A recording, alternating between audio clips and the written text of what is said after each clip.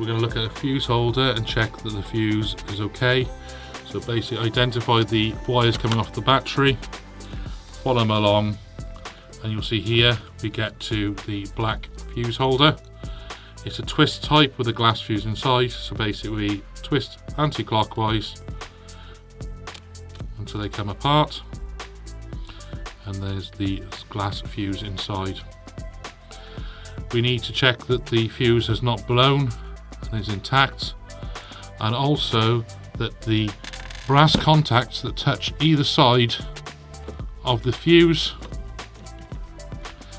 are in good condition. If these are dirty or corroded, then what we can do is clean them up with a little bit of sandpaper and just clean the brass contact and make sure it's nice and shiny and bright. And this is the same on both sides. After cleaning it, the other thing we want to check is on the one side of it, it has a spring, and basically this keeps tension on the glass fuse. Just make sure that it's nice and not corroded, and you can actually, to put a bit more tension on it, you can actually stretch the spring out a tad. Just stretch it, not too much, just to make sure it's fine, and then you can put it back in, making sure that it's got plenty of tension on there, and then we can put the fuse back in the holder.